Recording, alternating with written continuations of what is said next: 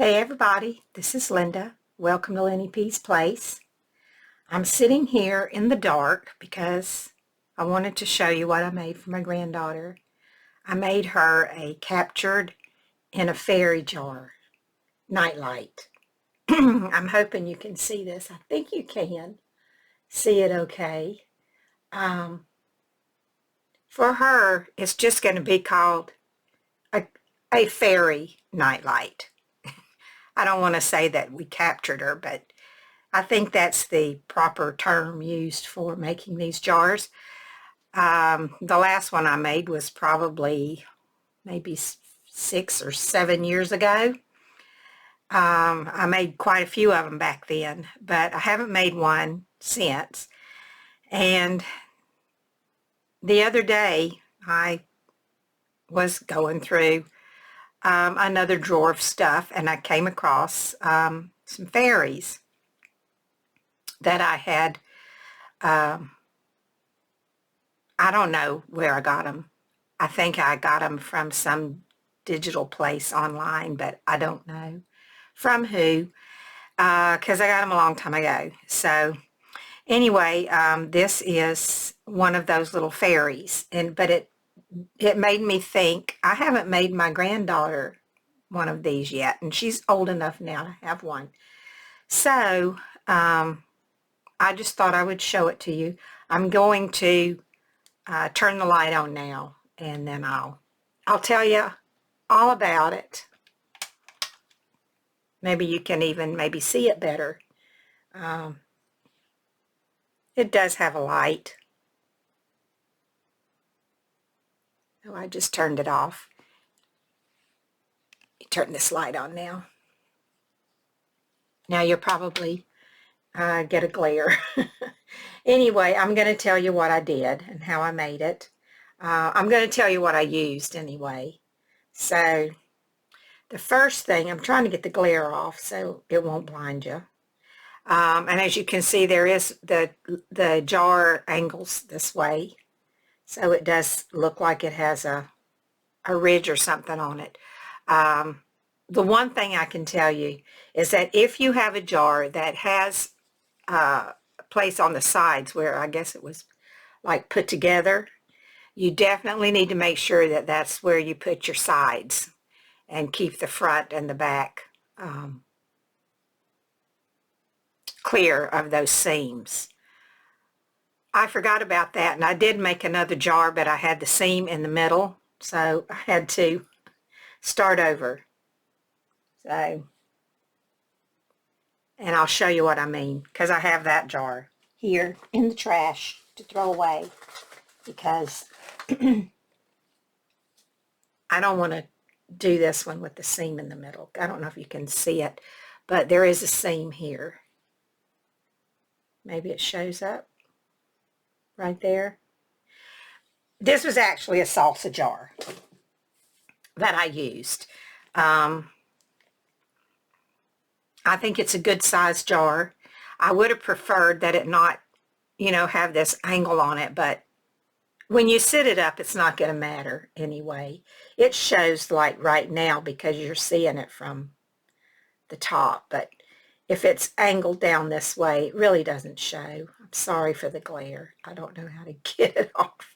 It's my ring light that is making the glare on it. But anyway, I'll tell you what I used, and you might want to make one for yourself. This is the back, and it's smooth. It's painted from the inside, and I don't know if it's showing up, but I'll show you the paint that I used. I used this extreme glitter in hologram, and then I added just a little bit of this tea rose, and that made the color of this. And I can see it. I don't know if you can, but I can see the extreme glitter paint shining through there. Anyway, then while it is still wet, after you get it painted, and while it is still wet, you should add some kind of glitter. And I used this diamond dust. You can use any kind you have. That just happened to be what I had. And so that's where the shine comes from, sparkle on the inside there. I think you can see that sparkling. And then I used what I had, and it's not what I prefer to use. This is loose moss, and I believe it probably came from the Dollar Tree. Oh, I'm so sorry about that glare. Anyway, I used this moss, and it was hard to get it to stay because it's so loose. I know they make another kind that's more clumpy, and that's much better to use. So if you want to make one of these and you don't already have something to use, the one that you get from, you can get it, I guess you could probably get it from Michael's or from Hobby Lobby, but we don't have one near where I live. So if I was going to get a different kind, I'd have to order it from Amazon. So anyway, they do make one that stays together better, and that would definitely be what I would use if I was going to make any more of these. And let's see, the way I put my little fairy in was I cut her out, and because she was sitting, I used a styrofoam ball, just a piece of it, and I'll show you what I did.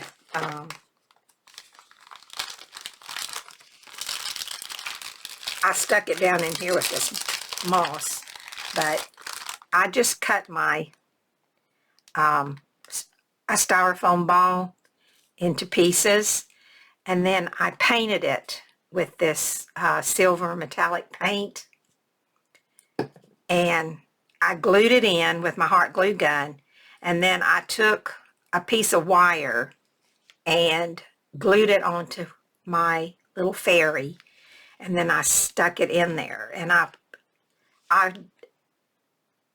put her in a way that her little feet would hang off and just show her sitting on the rock. I don't know if you can even, can you see the rock in there? I think you can.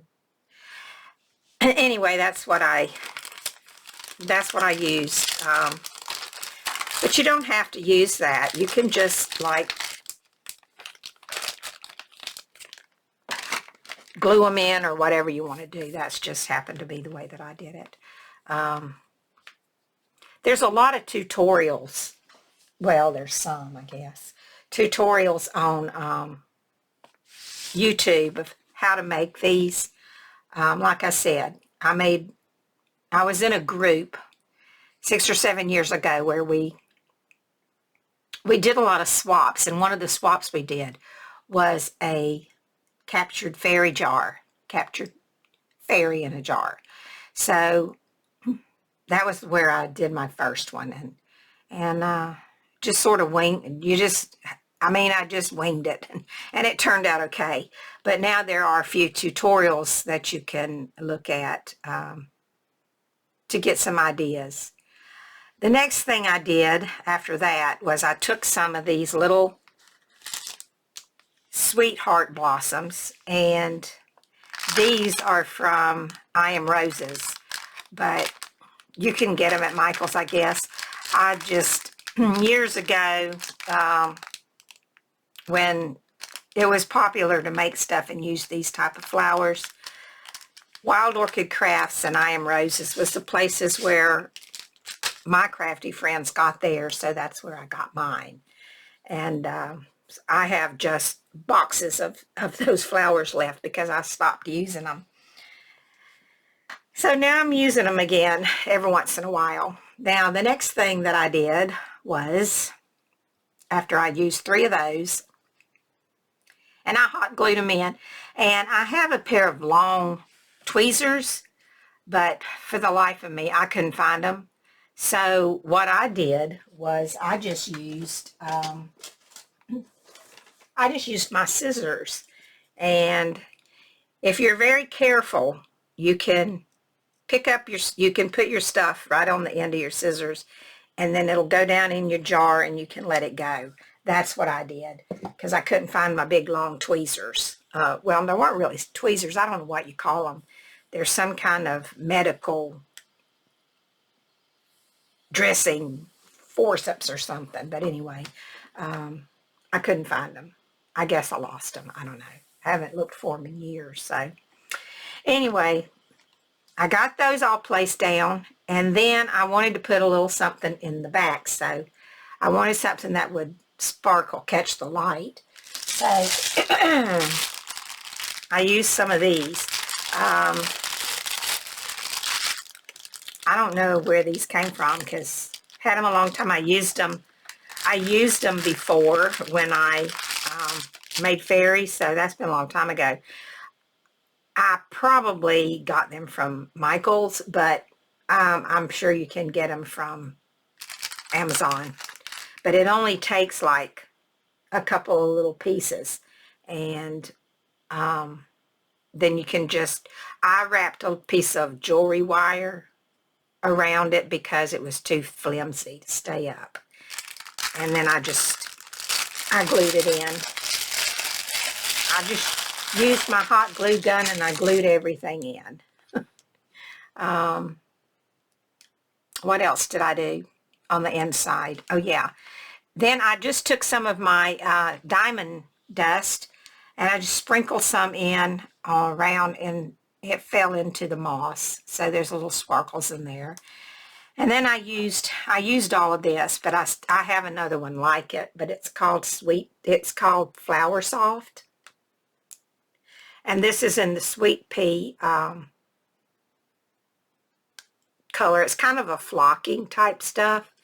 And you can order it if you go to www.flower-soft.com. See if I can put it up where you can see it. Maybe you can see it there. If you would want to get any of that. But that's what this little stuff is down here. It's different colors and it's sprinkled all around. And that takes care of the inside, except for the light. And what we did with the light was, now I guess you could get different types of lights. I used these before and they're a little bit finicky, but I think they're what you use in balloons. I think you use those in balloons. And hold on a second. And let me get one out so I can explain to you what I did. My husband drilled a hole in my lid for me. And then these little things, they come with this little plastic thing around them. So after he drilled the hole, I took some E6000 and glued this inside the hole so that this would be easy to change when the light bulb, burnt out. It would just slip in and out of this little piece here because that is glued to the lid in the circle, in the hole that he drilled. If that made any sense, maybe it did, maybe it didn't. But anyway, there is a hole there. You can see it. You can't see the little thing because it's covered up with the flour that I used. But it just goes back down in there. And like I said, these are a little fiddly. And they're hard to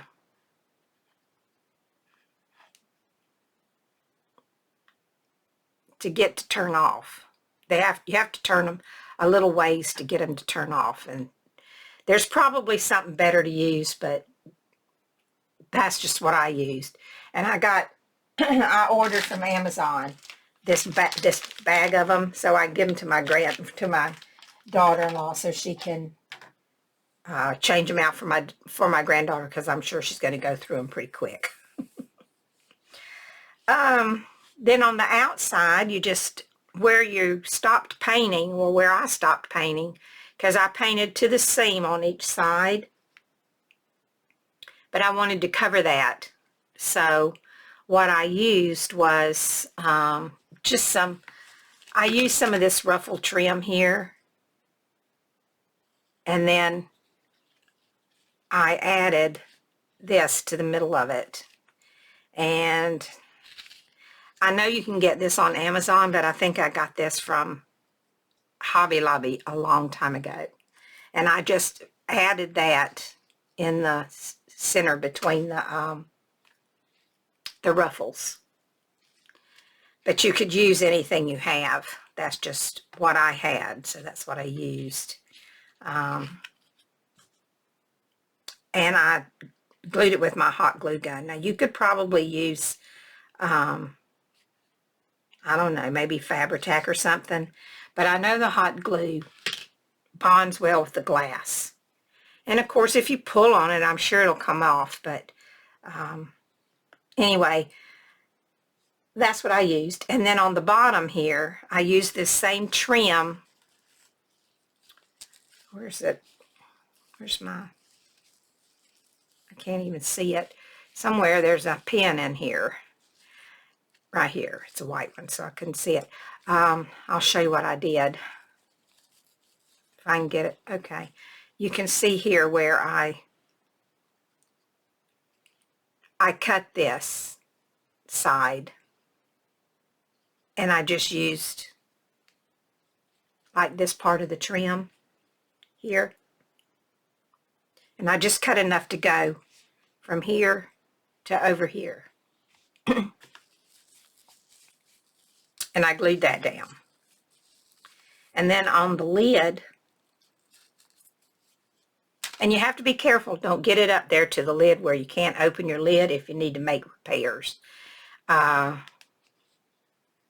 can take this off and show you. That's the lid. I'm sorry. That's how I glued this in. Let me take this out again. And you can see the little plastic piece that's in there. And then that way you don't have to try to force it in every time that you want to change the bulb. For the lid, I used a little rosette, one of these white rosettes. And I had this pink flower in my stash. I'm so sorry, I'm way out of frame. I hope that you haven't missed a lot of stuff. Anyway, I had this pink one here, and so I added that, but I guess I should have started with one of these. And this was just cut off of a blouse or something. And then I glued this pink flower on here. And then I glued the white rosette on top of that. And then I just got it all together and I cut a hole so that I could put my light in.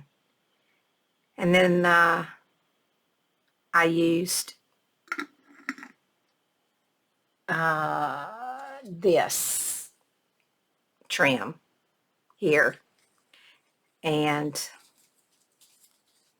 I cut the netting off of it because I didn't want that on there. And I used that and put it around the edge of the lid. So that's it. That's my little fairy for my granddaughter. And I put felt on the bottom of the jar.